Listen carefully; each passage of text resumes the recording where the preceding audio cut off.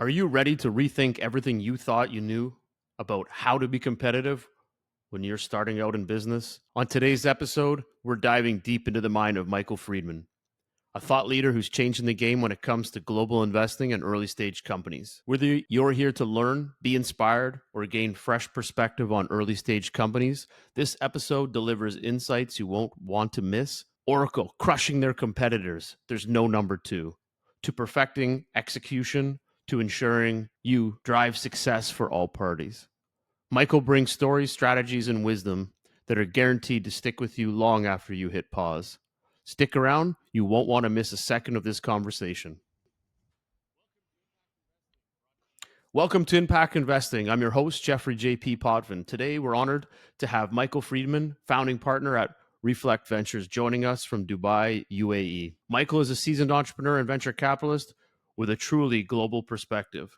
As a founding partner of Reflex Ventures, he focuses on early stage investments in B2B, B2B2C, startups across emerging markets, particularly in logistics, supply chain, distribution, and transport sectors.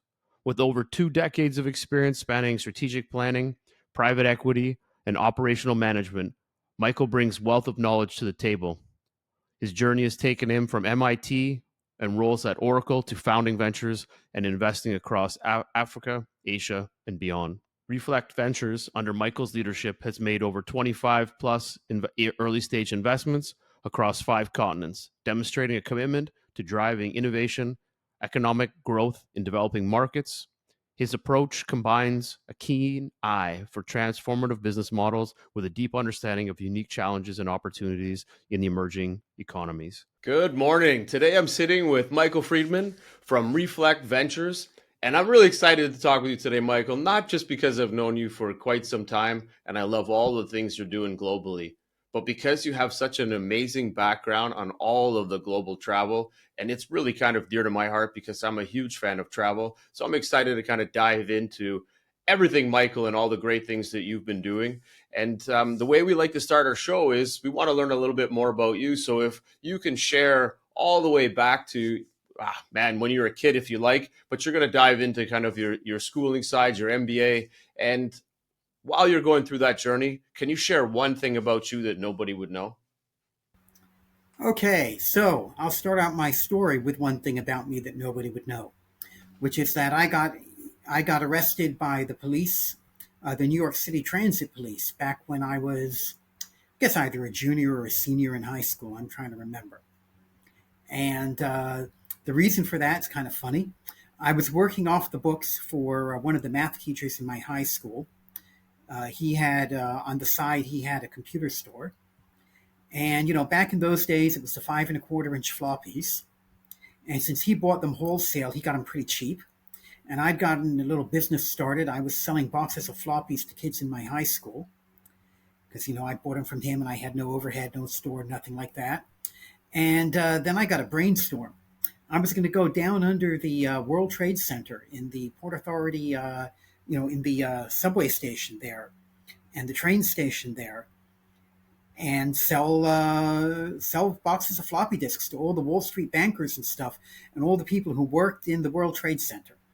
Now, there's other people over there who are selling all sorts of silly stuff, and they warned us, you don't want to be in the Port Authority area. You want to stand inside the subway, because the Port Authority cops will bust you, but the New York City Transit cops do not bust you.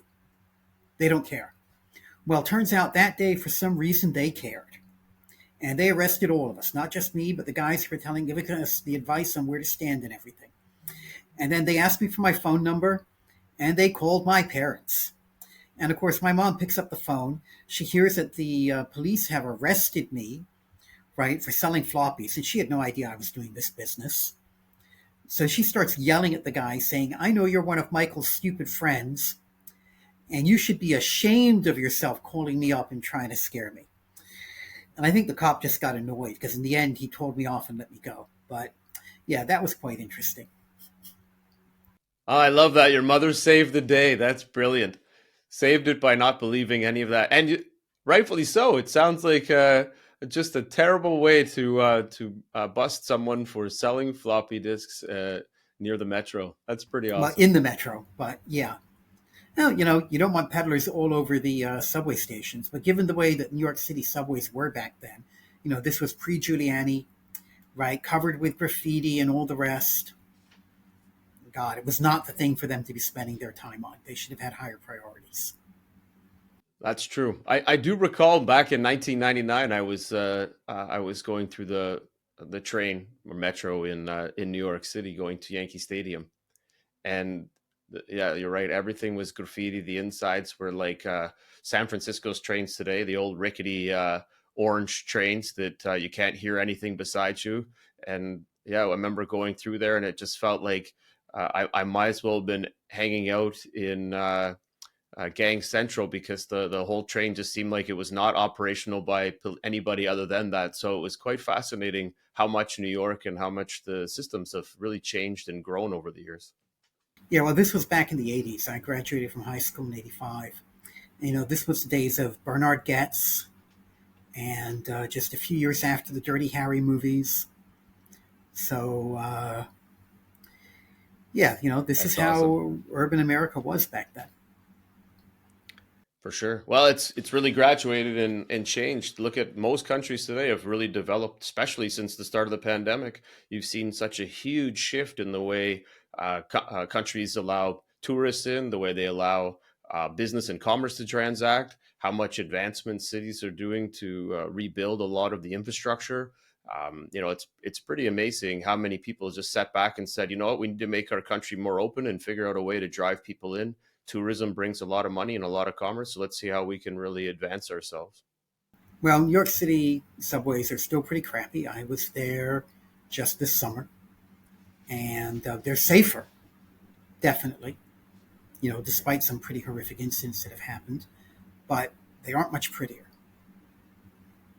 True, they are safer. I would agree with that. And faster. I think they're a lot more on time than they were back then. So there's a What, you little mean more there's a action, I schedule? guess.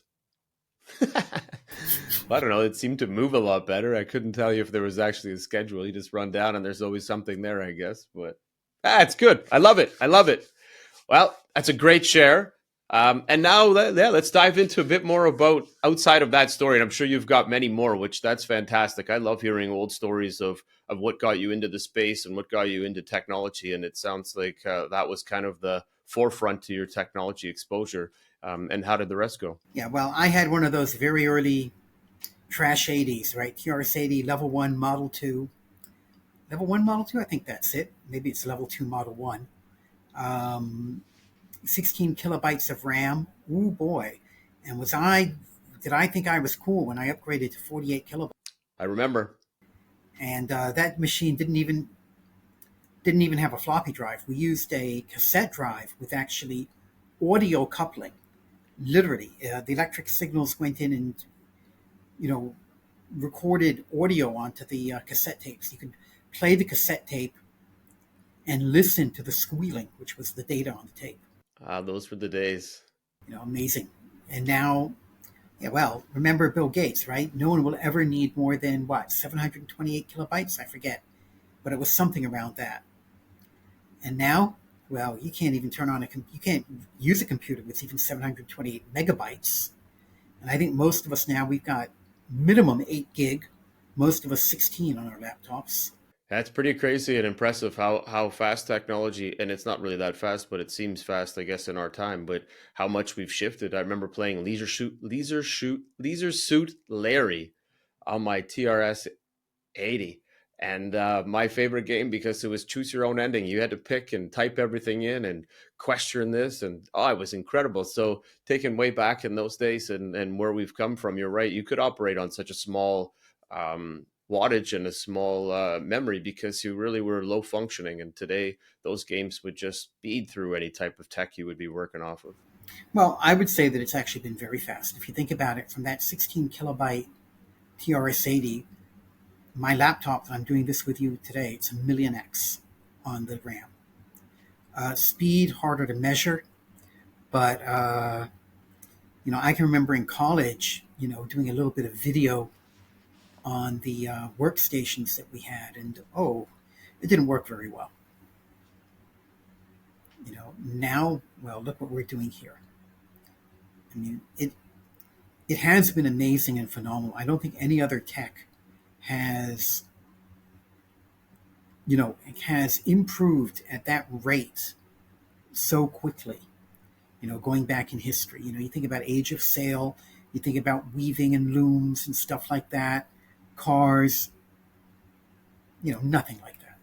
Agreed. And if you take back kind of their days when you're working at Oracle, and I'm sure you'll walk through all this, but Oracle was pretty impressive because they, at the same time, they were also challenging status quo, and maybe Microsoft and those companies weren't really around yet, but you certainly had a lot of companies that have merged together over time and have grown. But Oracle's been kind of a standout business from 20, 30 years now, and it made a big difference. And Oracle's very educational. And Larry Ellison, there were a lot of, Oracle probably taught through stories, a lot of teaching through stories.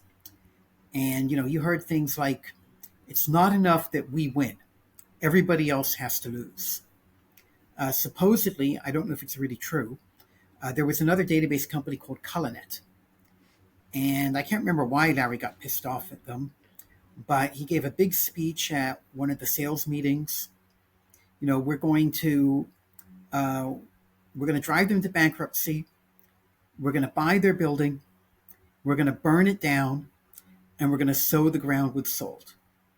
And within a year or two, Colonet was bankrupt. And I can't remember who bought them. It wasn't us, but somebody bought them.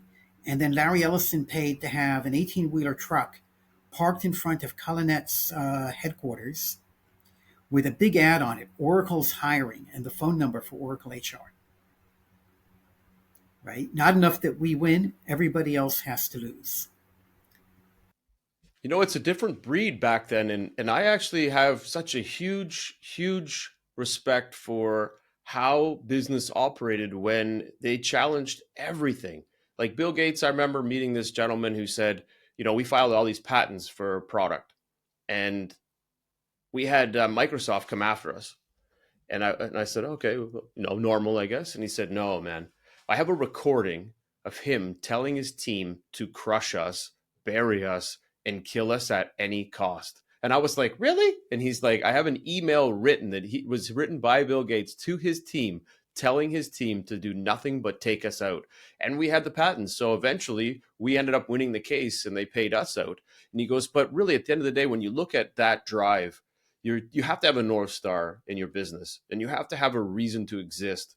And I think the fight that people create, even if the fight is really fake or it's not really of value, the thing is that everybody gets behind it. They look at that and say, hey, company that you did X, we're competing against you and we want to be the best. There's no number two in this game, and we're going to drive harder.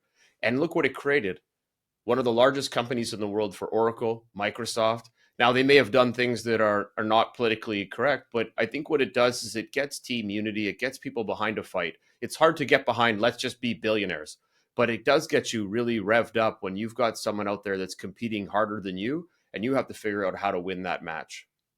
Well, I'm not really into participation trophies or, telling everybody, or A for effort or anything like that. I think when you're beyond third grade, you get A's for results, not effort. So I would totally agree.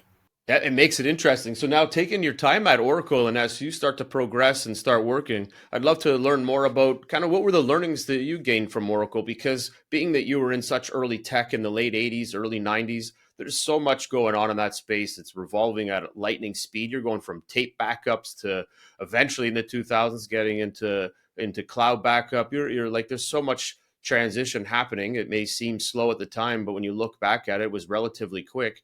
What were some of the learnings that you gained from your time at Oracle and then creating your own companies and obviously traveling globally and working abroad? Well, I'll give you some examples, and some of these are things that I apply today. CEO doesn't need to be the highest paid person in the company, especially because he's got equity. So, very famously, there was a sales guy who sold Boeing the underlying database for the CAD CAM system they were going to use to design the 777. 777 was the first plane designed, or at least the first airliner designed totally on a CAD CAM system rather than making models and doing everything physically. And the guy who made the sale his commission was going to be absolutely enormous, far larger than Larry Ellison's official salary. And some of the people in the organization came to Larry and said, do you want to allow this to happen?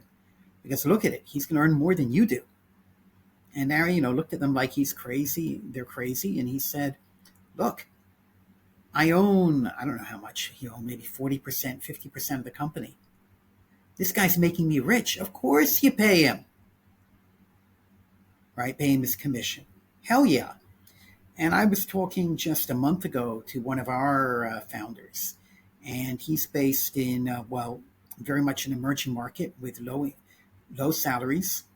His salary isn't all that high. And now he's feeling really weird because he's going to be hiring some people in Saudi Arabia.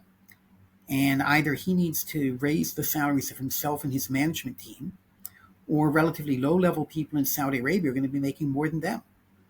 And I said, yeah, well, you guys got equity. The guys in Saudi are making you rich. Yeah, you pay them what they need, and, your company's doing well. You raise your next round, you can also raise the senior management team's salaries. But for now, let it be. These guys are making you rich. You guys have equity. Yeah, it's a great point. I think sometimes founders kind of forget or miss the fact that they own this company, and that if you pay people the right salary, they'll put the years in, they'll put the time in. There's always one thing I always share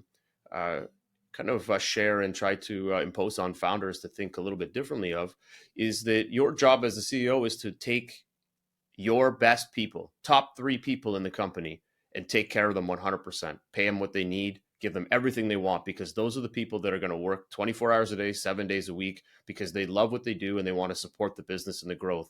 If you give those 3 people the best, what they need, then they will find 1 or 2 people on their team that won't survive without them. So everybody has the people they need to protect. But when you protect the people that are the best on your team, they will deliver every time. If you don't give them what they want, you're going to be stuck trying to figure out how to patch the system and fix the broken legs all the time. Our ego is a very, very powerful source, a very, very powerful force. And sometimes you have to remind people. So yeah, let me think, other lessons from Oracle. The whole work hard, play hard, right? I remember Larry Ellison, he got his nose broken once playing pickup basketball in the company gym. Nobody got into trouble, but people were wondering for a little while if anyone was going to get fired. Would they really fire somebody because you were in a little bit of a tussle playing basketball with the founder? He's going to turn around and be like, "You're out of here. I don't care how great you are. You don't elbow me in the face. You know who I am." It just seems like he'd be in the competitive side. He'd be like, "I love this." I think that, there's a big difference between a company where, yeah, you're hanging out with the founder normally because it's a 50-person business, and a company like Oracle was at the time, which was already $1 billion business, a public company. The founder's already well on the way to being a billionaire, and you just elbowed him in the face and broke his nose. That's like a claim to fame. Oh, definitely a claim to fame. But you are going to go home that evening and tell your wife, honey, we're not going to go out for the next couple of weeks until we know what's happening to me at work.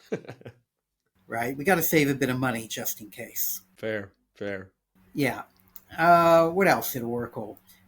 Just a lot of don't ask for permission, just do things. And that was also, you'd often be thrown into a situation at Oracle where you didn't really have authority, but things needed to get done. And what you seemed to get rewarded for was just doing them and then telling people what you did, what you'd done. Or maybe if, you're going to do something that might have an impact, send people an email. Here's what I'm doing. Nobody complains, do it. Now, that's a great point. I think there should be a lot more of that side of it, is that you hire people to support your business and the growth and the opportunity. And if you can empower those people to take actions because you trust them, you're enabling them, that there's a better outcome that's going to come from giving people that free autonomy. They're regrouping with you eventually to share, like you said, to share what the actions were. And hopefully they're all ethical and they drive the business. And you can determine from that as you grow. And I think that's the whole reason why you hire senior level people and hire a team to be creative and go after things. Did that steer the way the competitive side of Oracle was? Did you find that everybody was competing against each other, or you found that they were competing with each other, but they knew that the ultimate goal was to take down anybody that stood in their way? Well, I mean, it was both. There was definitely a lot of competition. They had a habit of, assigning the same project to two different teams and basically saying, "Fight it out. We'll see who comes up with a better solution." There was a very famous story. We bought a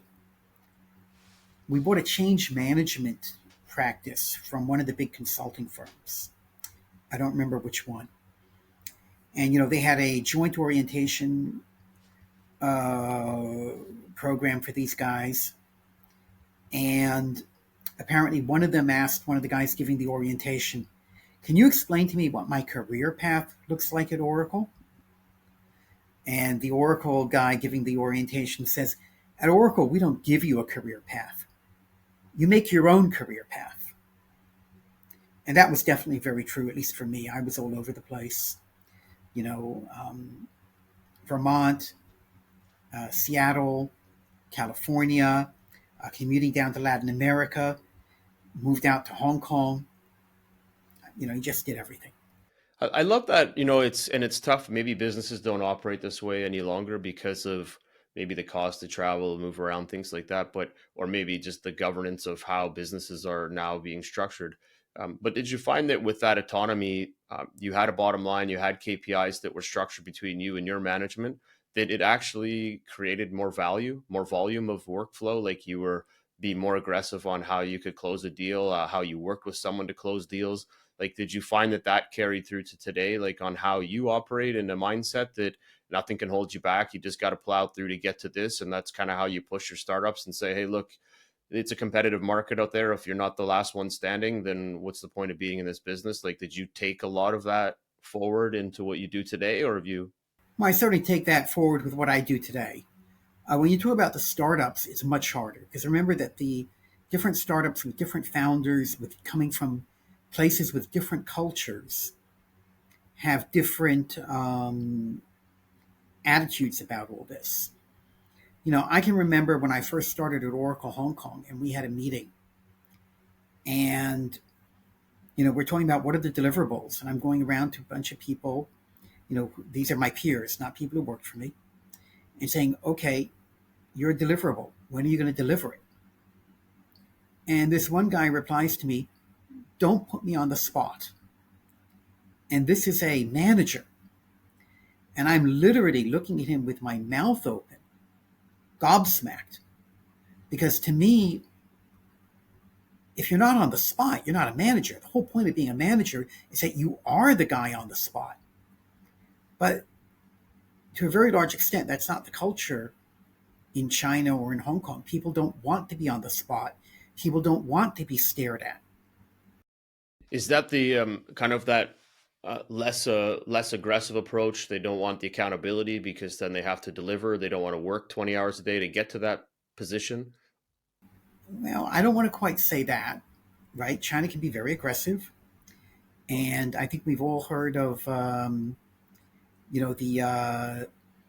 what do they call it? Or 6 by 12 or 7 by 12 culture that, places like Alibaba try to instill where you're going to work 7 days a week, 12 hours a day, right? I think we've heard about the problems that TSMC is having in the US where they're saying, what? You don't want to work 90 hours a week without overtime? What kind of worker are you? Right? We better hire some Taiwanese. But there's a lot more tact about, how people are held responsible. It's very normal for a manager not to actually say anything directly, but instead to have somebody else below him say the things for him, things like that. And, it's obviously you're not going to explain it all in a half-hour podcast, but it's a different way of doing things. And there are also different ways of doing things in Pakistan and Bangladesh and Nigeria. It's not cookie cutter, one size fits all. But you do want, especially with the founders who you're working with, to push them hard. And a lot of these people, they're pushed hard on their own. They are driven. If they weren't, we wouldn't be investing in them, frankly. No, that's true, and it sounds like you know, back in when I was taking international business, you learned different ways to work with different groups, and then as time went on, you started to actually work with different companies in different countries, and they have their own little traditions. And then I noticed that as the world became more global, a lot of those traditions started to drop, and not that everybody became the same, but everybody put the same hustle behind things. They started to realized that if they wanted to be Americanized and sell to America, they had to work on the American time. So it wasn't America trying to work with everybody else. It was everybody else trying to fit in with what America, how they were capitalistic and how they were driving. Are you finding that with the companies that you're investing in, that you have a tendency to look for that Oracle type mentality in the founders and say, hey, you know what, if we're going to invest in you, not that you're pushing them to work 7 days a week, but you're saying, look, this startup, man, it's a grind. You're going to be working a lot, and you can't just be offsetting it and pushing everything off. If you want this business to grow and scale and get to the spot where you're getting engagement, you're going to have to change a bit of that tactic.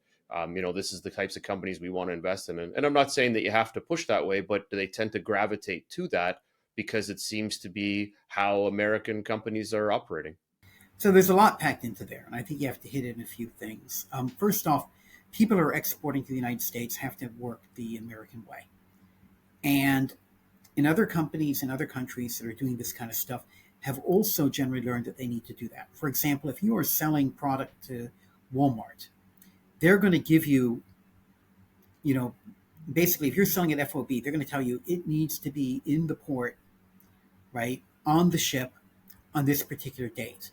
And you damn well need to do that because they've got a plan for when that product's going to be on the shelves in Seattle, in New York, wherever.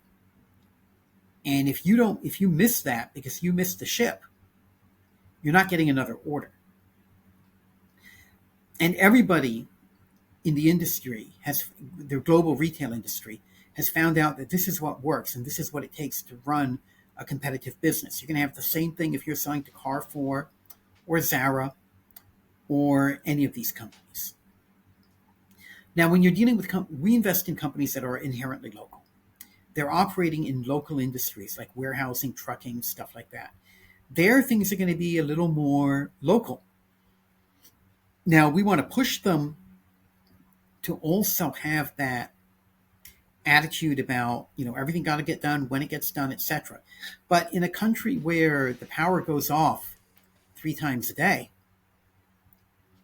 well, there can be unavoidable things stopping stuff from happening. And so you cannot be so inflexible, right? There has to be flexibility built in. But you want people driven. And I would say that these people are driven. They are living the dream. And, you think that a $10 million exit is an awesome thing for some guy in the United States. Think what it is for a guy in Pakistan or Nigeria. That's generational wealth. So yeah, these guys are working their butts off to achieve these goals. No, that's great to hear, and obviously it's if you're going to put the time in and you're going to be able to find that gap and push it and start to build your business behind it and get the right people behind you, I think it's certainly a very well supported and interested talent that's going to get built from that, and that generational wealth is good because they'll invest in other people in their community when they start to move in that direction. So Kareem, they sold out to Uber for 3.1 billion back in, I guess it's about 4 or 5 years ago. And Kareem got started in Pakistan. A lot of the early management was Pakistani. Early angels were Pakistani. All of a sudden, a huge amount of money. A lot of these guys became angels and started investing in other startups. That's one of the reasons why the startup ecosystem in Pakistan is so dynamic. No, that's awesome. I love it. So now you've kind of progressed through Oracle. You've got a ton of learnings. You start to travel more. What got you moving through the different countries? And then, of course, you eventually get to investing and building out your own venture firm, and it's investing globally. What kind of got the itch, and what got you moving through all of this? Well, I was in Oracle, and I was supposed to be actually supporting advanced technology consulting, things like web and stuff like that for Oracle Latin America. Oracle Hong Kong wanted to sell a deal to Hong Kong Telecom. It was Hong Kong Telecom back then. Now it's PCCW. And it was a web-based white pages. And they asked for help. So I got sent out to do that, even though Hong Kong's a long way for Latin America. Then I got a call from my boss while I'm in Hong Kong. He's been told to concentrate just on the US. I should come back. I asked Oracle Latin America to hire me. They wanted to put me in Miami. I didn't want to be in Miami. I wanted to be in country, get that international experience. Oracle Hong Kong made me an offer. So I moved to Oracle Hong Kong. Stayed there for a year and a half, jumped ship to a client. I was working for them for a few years.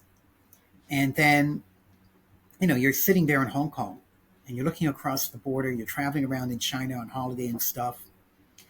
And you get the itch. You're saying, God, I feel pretty darn inadequate sitting here in Hong Kong, which is basically a pimple on China's butt. And I want to go and work in China. So I found a startup in Shanghai that would hire me and moved to Shanghai. I moved from that startup to another and eventually became the CEO of that startup. It was, a bit of a poison chalice. They were going under and the CEO didn't want to deal with it. And if I'd been older and more experienced, I'd have turned down the job. But I took it, bought the assets out of bankruptcy because I was running the company on zero working capital. That's not sustainable. Started my own company, sold that, and then did a bunch of other things in China. Right. By the time, so all sorts of fun things. I helped a Chinese baijiu. That's the white alcohol, things like Maotai. It was a slightly smaller company than Maotai, but I helped them buy a winery in Australia. That's fun. I like wine. And, worked on a bunch of different projects, different things. And finally, I became the CFO of a Chinese SOE that was interested in IPOing outside of China. COVID hit. Obviously, that wasn't going to work anymore. No more flying around to Singapore, right? We had 3 years of lockdowns in China. They weren't allowed to fire me because, state-owned enterprises weren't supposed to fire people. I didn't have really much of a job to do. So I started doing syndicating. I'd been doing angel investing for a long time. Started doing the syndicating. Now, that if you think back to 2020, 2021, valuations were just stupid. There was one company in New York where we're talking to them and, talking about, what's the valuation to invest in, the mat. And then the guy comes back to us. I got an investor. He's willing to take the whole round. And since we couldn't agree on the cap for the safe, he said, let's just not have the cap. And we listened to this and we said, the investor said don't have a cap on the safe because he can't agree. And the founder says yes. And we said, that's an investor you should treasure. Take his money, treat him well, we're out. And we stepped back and we took a look at what we were doing and we said, we're not finding great deals here at a reasonable price. And we all had some experience in international trade, logistics, transport, that kind of stuff. We had emerging markets experience. We could see what was happening. The world was going mobile, just like China and then India had. And we saw how this had made this opportunity to create enormous companies like Alibaba, right? All of those. And in the United States, of course, earlier, right? Well, not mobile, but still. Companies like Amazon had been created, Twitter, Facebook. And we said, great, this is what we should invest in. This is an area where you don't have 500 people yelling, please give me your money. I will invest it for you. You should give me your money. You should give me the money, not those guys, because I'm smarter than everybody else. And you know what? I'm going to invest in the same things as everybody else. It wasn't a compelling story. So we said, great. We're going to focus on what's going to work in emerging markets. People in emerging markets do not have high disposable income. So what you want to be focused on is the things that people need, not the things that people want. No online beauty brands, but trucking to get goods to markets cheaper. Warehousing, right? These are dirty, unsexy, things. It's not like, AI. It's not like metaverse, which was big back then. But oh my God, these are fundamental. They are absolutely enormous industries. They are high single digit to double digit percentages of a country's entire GDP, right? Compare with Facebook, where they make all their money off of advertising, taking a tiny bit of advertising. Advertising itself is not a double digit component of GDP, and they're taking a tiny commission on that advertising. The only reason it works is because it's a huge global market that they're taking. We're going for the inherently local ones. A guy in Nigeria competing against a guy in the United States is not on a level playing field if he's going and competing in a global market. But if he's competing to solve warehousing in Nigeria, he's head and shoulders ahead of the guy in New York or in Silicon Valley. And those are the guys we want to invest in. And that's what we started doing now almost 4 years ago, and we've never looked back. I love it. It's fantastic. And obviously all these are great stories and way you've kind of lined up to where you guys are now structured and set up. And there was one thing that I listened to on one of the other podcasts that really caught my attention. And I wanted to get more of a perspective before we kind of switch into the 60-second rant. And that was, you said, people were buying mobiles as an investment. And why I like that is because, well, one, I've never heard anybody really explicitly say that, but it is. Just like a car can be an investment for someone that's going to be moving products, or a vacuum for a cleaner. People have tools that they're building in order to create this value.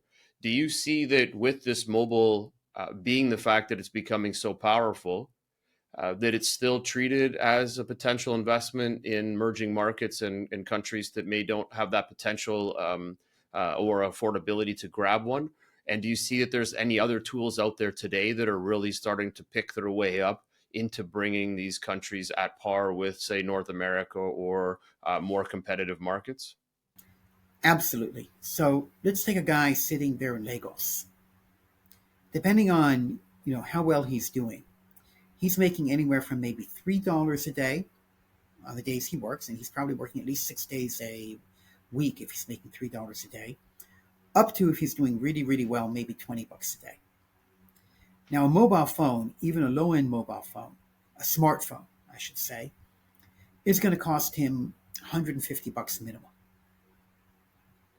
So we're talking anywhere from 50 days income to 8 days income. Now you take a guy in New York who's making $15 an hour.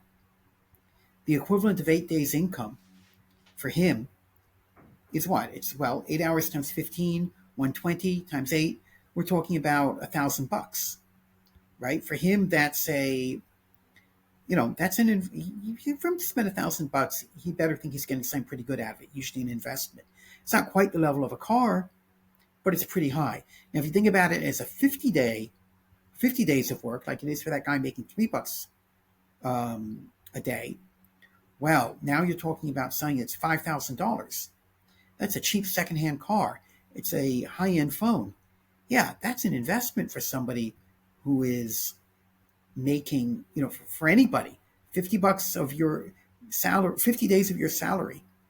That better be an investment. So absolutely 100%. And of course, a mobile phone is an investment for these people. A mobile phone can be effectively the whole computing infrastructure for a small store in one of these countries. It's a payment system. In Nigeria, they've had hyperinflation, and you cannot transfer money to people by handing them cash. There isn't enough cash. You have to do a bank transfer, and it's done via mobile phone with SMS bank transfers. All right, it doesn't need to be a smartphone, so they can work with a cheaper one, but they need a phone, or else they're not able to buy and sell things. It's absolutely vital. If you're a truck driver, an independent truck driver, small operator, you get to a new city, you take a load to a city. You often don't have a load already scheduled to bring back. You have to actually go. There's usually a neighborhood or an office. You go there and you say, got any loads for me to bring back? Nope. Well, I'll sleep under my truck tonight and come back tomorrow and see if you got a load. You give him a smartphone, and while he's on the road, he's already lining up his return load. He gets a lot more loads done in a year. He makes more money, and he spends less nights sleeping under his truck and more nights sleeping with his wife. If you are a delivery person, it's not possible to have your job without that mobile phone, right? You can't be an Uber driver without a smartphone. You cannot be a courier without a smartphone. I mean, it used to work, right? We all remember, I don't know if you, well, I remember the bike messengers in New York when I was a kid. They didn't have mobile phones, and mostly had a beeper. But no one's going to deal with that kind of level of inefficiency today. They got to have a smartphone. And since the company isn't paying for it, yeah, that's their business tool. It is the tool that lets them earn money, feed their family, feed their kids just as much as the Uber driver's car in New York City. Yeah, I love it. I think that, when people start to look at themselves as their own business unit and how can they be more effective and more efficient, the mobile phone obviously sits on the top of I need to get something like that. I can rent a bike, I can rent other things, but if I have this device, it's going to really improve my ability to sell and to find deals, as you mentioned, and move quicker. So I think there's probably other tools out there that we'll learn about as time goes, that it'll start to build everybody's efficiency. But it seems like the mobile phone, to your point earlier, is that it's really an investment and it makes a big difference in that journey for any entrepreneur and any business in an emerging market, or just trying to accomplish better and faster, quicker tasks in a day. The phone provides the connectivity. Without the connectivity, virtually everything else is impossible. You can be a day laborer. That's about it. Fair. I remember, to your point on the courier, uh, for probably 30 years, 25 years, I remember this one courier that was whipping through Toronto all the time. And I just happened to be walking across the street and I saw him and he was stopped. So I ran up and wanted to shake his hand and just introduce myself and take a selfie with him, because he stuck to his guns the whole time. And he was one of the best couriers. I remember we got to work with him 20 years ago and he was still hustling through the city. And yeah, you're right. Now they have mobile phones, they can move quicker, but he was it was pretty incredible experience. Now, there are plenty of other tools too. These guys need cars, they need motorbikes, they need trucks, but to utilize them effectively, they all need a smartphone. Agreed. All right, well, we're gonna kind of take all this great learning that you've shared, and it's been fantastic. And man, so many great stories and experiences that you've gone through. I'm gonna kind of shift it into a couple of questions. We have a 60-second rant, so we're almost there. One of the questions that I'm always curious of: what's the toughest lesson you've learned as an investor? Um, Sometimes you got to let them die. Sometimes there's a company that you're not going to be able to save, and you can put huge amounts of effort into trying, and all it does is take away from your ability to support the companies where you can make a difference. I love it. That's well shared. It's a hard hitting life, but sometimes you have to make that call and that play. And I agree with that. I think it's the hardest thing you do because you don't want to let anything fail. But at the end of the day, you have to make a judgment call. Right? And you like the founders. And I mean, these guys put their heart and their soul into these companies. And if you're not becoming a friend and you're not feeling it when that's happening, you're not human. I hear you. Agreed. All right, we're going to move into the 60-second rant. I'm going to throw up the clock. The way this works is that you will rant about anything that you think, and I will try and have one rebuttal and let you finish it off. So when you're ready, you can kick it off. I'm ready. You putting up a clock? Nope, you're good to go. I'll do one of these when you got 5 seconds. Got it. So what I absolutely hate is the boom and bust cycle in VC. And it seems to be especially prevalent in emerging markets. You go back down to 2020, 2021, we had huge amounts of money pouring into VC in emerging markets. And frankly, it was often stupid money. We had SoftBank, Tiger Global, making big, big, big investments into companies that, really didn't have the margins, the unit economics, and stuff like that to succeed. A lot of those companies failed or they're in deep trouble right now. And then all of a sudden, everybody pulls back. The, the investment into these markets today is down 90+%. And it's not because there aren't good companies that are doing a good job and can utilize cash well. Right? After all, these companies have been through the last 3 years learning how to use capital effectively because they are capital starved. But now the money just isn't there when there's great opportunities to deploy it at great valuations. Well, my job is to rebuttal against and fight against what you just shared, but I 100% agree with you. But to rebuttal against your share is that, the capital markets, the way they work is it is boom and bust. It's in and out. And, the out is going to be in 7 to 10 years. They're taking big gambles and big hits.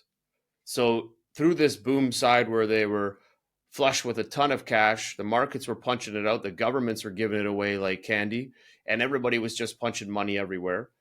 They were probably making more high guess bets for whatever reason. They weren't really doing, to your point, hitting the numbers and the metrics. They were just hitting for the fences and hoping that money would keep layering on top of other money. Just like a stock market, as it gets to a peak and people just keep punching money onto it, and you can't figure out why. They're 200 times revenue, but they still want to keep throwing money at it. Is there, if you look at it from the perspective of now you have everything dried up and things aren't working the way it should be because they weren't able to just um, structure their capital releases over time and everybody deploying each year the amount instead of herd mentality, what do you think is the best workaround or governance or controls? Is it to wipe out these groups and stop letting them punch media out? The Japanese groups all the way across and have them push less of the hey, we raised $200 million and hey, we just dumped in 2 billion because we want to save our company and it's a waste of money. And so is it getting rid of that kind of storyline telling so that the rest of the market doesn't have to feel that why are they dumping their money into something useless and judge it and just kind of keep hustling and working towards generating their next round of funding? Or is it change the whole model of funding and have people stop trying to chase money and just build great companies? Well, if you're not chasing money, then what's in it for the LPs? Right? At the end of the day, if you're not giving the LPs what they want, which is returns, then you don't have an industry. I would say first off that it is boom and bust. And if you take a look at the VC historically, you will see that the people who invested during the busts got way above market returns, right? It does suggest that there's a lot of herd mentality here. You know, the whole thing, right? You buy people who buy at the top and sell at the bottom. It's not quite as bad as that in VC because it's illiquid. But when everybody's investing into unicorns, everybody wants to jump in and put money into VC funds or syndicates. When people are hearing about bankruptcies and that other people have left, they don't want to come in. But it really needs to be the reverse. You want to put your money into the asset class counter-cyclically. I definitely think that. Then what is the fix? I don't really know that there is a fix. I mean, what's the fix for, people buying GameStop at 500? You read Matt Levine, he says basically you should make people, sign a document saying, I'm throwing away my money and I know it and I'm happy with it. But there is no fix. And people are going to go for its fashion. And then, of course, one of the other things is there are costs that aren't measured financially as easily, right? When everybody's throwing their money into VC and you throw your money into VC and you lose your money, you don't feel like such an idiot. And if you're having to justify it to somebody else, it's kind of justifiable, right? Yeah, I lost my money, but you know what? SoftBank was doing billion-dollar checks in Africa. You can't say I was dumb. I was doing what Mayoshi-san was doing. Now, on the other hand, if you do that now, well, you're going against the herd. If you're wrong, well, you stand out, right? There's a personal career cost that doesn't apply if you're doing what everybody else does. That's a very valid point. Wow, agreed.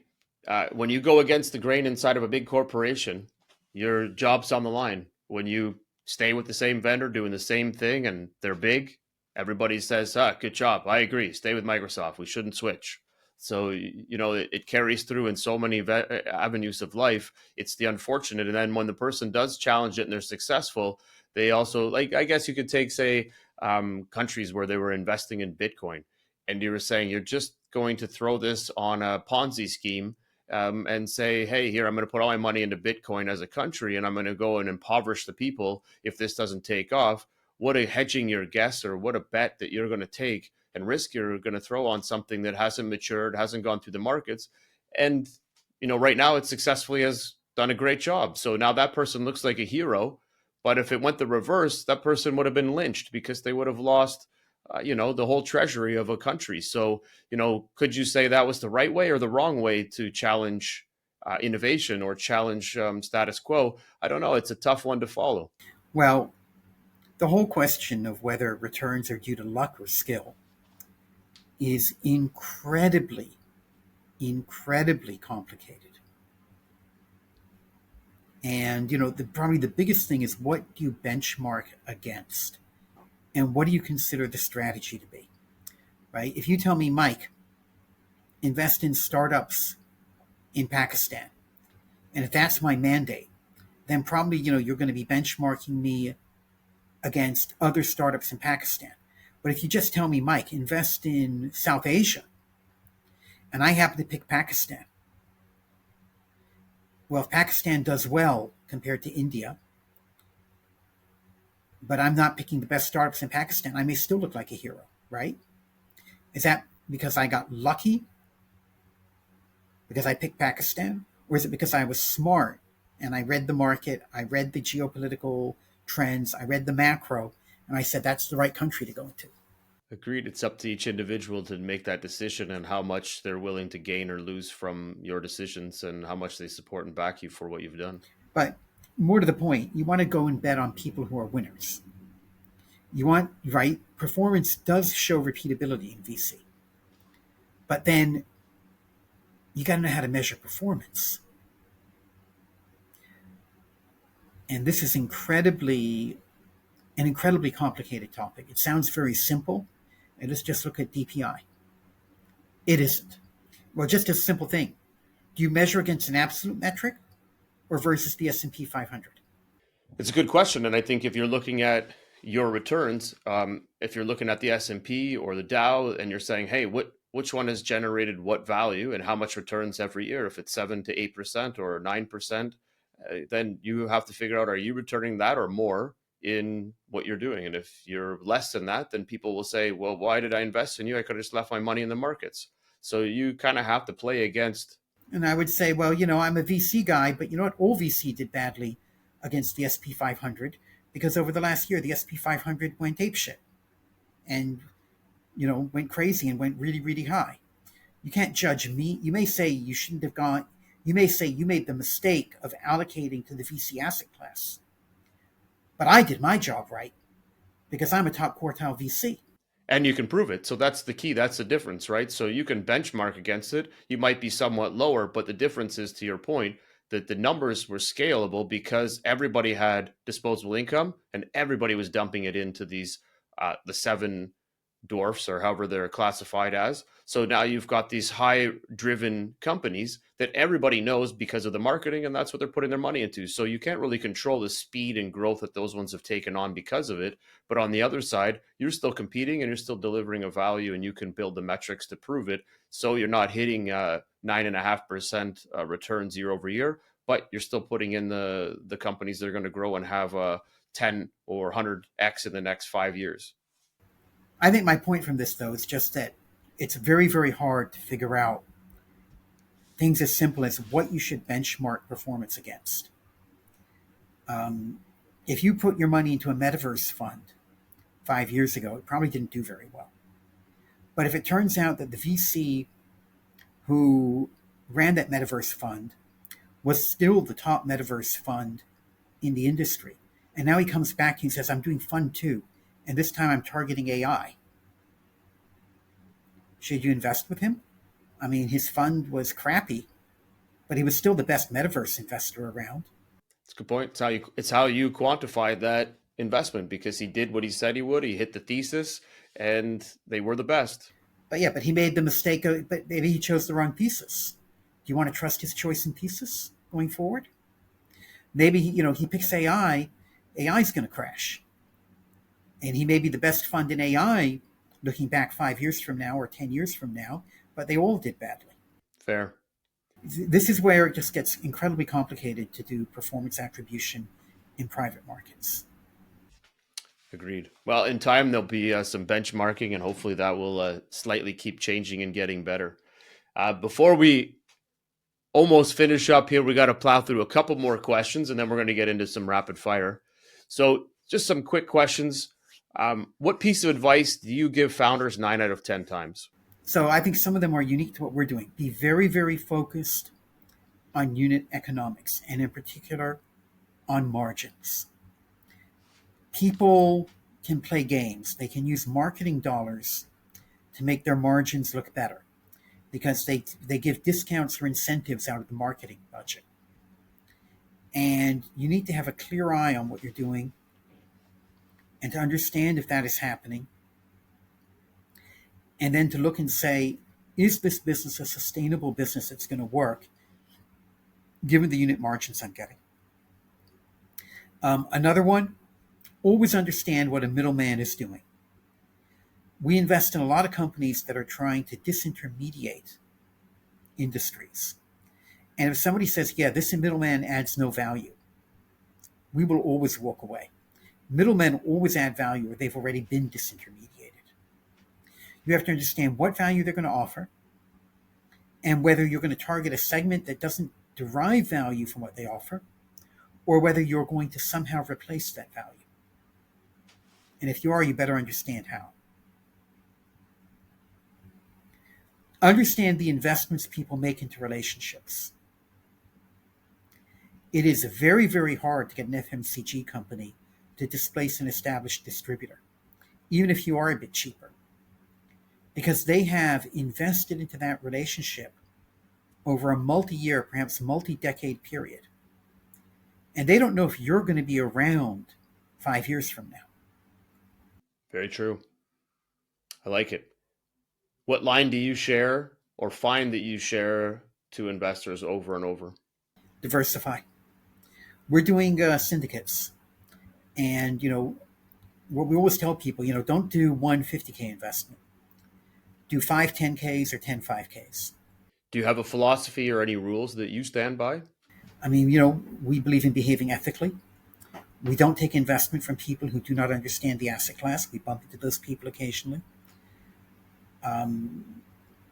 We work with the founders. We're straight with the founders, including explaining to them if we're not going to be working, putting effort into them in the future. Right? Don't just ghost them. Who is your mentor, hero, and why? Oh my, mentor and hero. I don't really have a mentor at this point. I'm 56. There aren't all that many people out there to mentor me. I mean, there are plenty of people I learn from all the time, right? In many different places. And it can be interesting to see, to really think about. We look at Elon Musk, for example, who's certainly someone who we all ought to look at and think about how the hell they are that successful.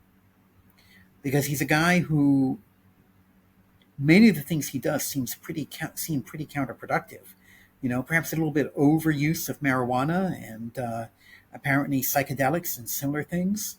But you cannot argue with the results, right? How many people have founded that number of unicorns? Donald Trump. I mean, you look at his ability to win 2 elections in 2016 and then 2024, neither of which seemed even remotely possible. And you got to think about that in terms of what you can learn in terms of determination. In terms of a guy who seems to be profoundly uncurious and uninterested in so many areas of knowledge, but a few things He really, really understands, including apparently how to reach out and connect to 52% of American voters, right? Think about that from a marketing point of view, and think how successful you would be if you had that connection to your customer base. Very true. What is your favorite investment and what is your worst investment? And you do not have to share names, but just super quickly, some quick facts maybe on why and what made them great and what made them a tough one to support. Let's see, favorite investment. Well, not a favorite and worst. I'll give them both, actually. And both were GameStop options. So when GameStop spiked the very first time, I bought puts. And I made a very substantial amount of money. But I didn't short, thank God, because it went up quite a bit higher than it was when I bought those puts. But um, you know, but I just bought puts. They were expensive, but God, I made money on them.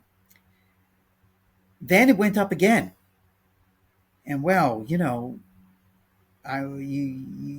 something worked that well the first time. Took the money I made and bought more puts, and these, of course, are reasonably short dated puts. It stayed up for quite a while, if you remember. Puts expired worthless. So there you got it. My favorite and least favorite investment um, in the course of a few months, and all basically in the same base equity. That was interesting. Wow, that's a great story. Yeah, that does sound it. All right, these are rapid fire questions. Pick one or the other. We're going to do business and then we'll do personal and then we're wrapping her up. So, founder or co founder? In terms of what? Do I want to be founder or co founder? Co No, you pick which one you invest in. Which one means the most to you and your fund and what you guys do. Do you want them to be co founders or founders? founders. You want a team. Unicorn or a 4-year 10x exit? Unicorn. CPG or tech? Um, I would say, no, we're not really either, frankly. We are more operationally intensive businesses. First money in or Series A? Uh, Post traction, pre A. Okay. Board seat or observer? Observer. Safe or convertible note? Safe. Lead or follow? Follow. Number of companies per year? Ideally, about 15. Brilliant. Verticals of focus? Supply chain, distribution, logistics, transport, fintech rails. 2 qualities a startup needs to stand out to you. A big, big market and something that is inherently local. We don't want to be investing in companies that have to worry about competition from the US, from China, from India, from Israel. Okay. Personal side. Favorite book? Favorite book? Ooh, I would have to say Gödel Escherbach. All right, I'm going to have to look that one up. It's worth it. I bought it for one of my kids just a few weeks ago. Douglas Hofstadter. Favorite sports team? I hate sports. Done. Cake or fortune cookie? Fortune cookie. I'm trying to lose weight. Superman or Batman? Batman. DC or Marvel? I'm sorry, I'm not into comics. I couldn't tell you. Elon Musk or Oprah Winfrey? Oh, Elon. But don't knock Oprah. Remember, she also built a pretty big industry just out of herself. Big Mac or Chicken McNuggets? Chicken nuggets. All right, last question. What is your superpower? My superpower. Gee, I never thought of myself as having a superpower. I'm really more, I would say, basically being methodical and getting things done.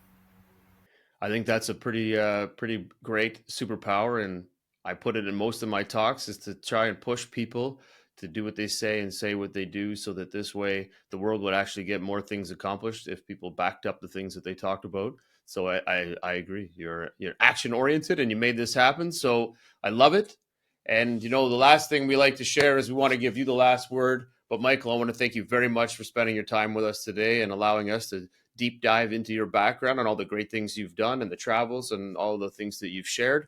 And we're excited for all the future things you're going to do with your investments. But yeah, we turn it over to you and leave you the last word. Anything you want to say to the investor community or to startups or business people alike? Thank you. Well, what I'd say to the investor community is You should have you should be investing the market. And a significant, interesting share of the market is VC. Don't invest more than you can afford to lose. Don't invest more than you can afford to lock up for 10 years. But if you find these kinds of companies exciting, invest in them. If you find emerging markets exciting, look me up. To the founder community, think really hard about the problem you're tackling and the market you're tackling. There are people who get excited about an idea and don't really think about how big is it. Is it something that actually needs to be solved? Is it something that somebody else is not already providing a solution for? It was an investor founder. What was the last one? Business people. Business people. I mean, you know what? There's so many things for business people. Well, make profits, right? I mean, I've got my own investments in the market. I want them to go up. Make profits. And support a startup near you. Yes, definitely. I love it. Michael, thank you very much for your time today. I'm sure you'll be able to share where and how people get a hold of you. But again, thank you for joining us and sharing your story. So thank you, Jeffrey. It's been really great being on. Thank you.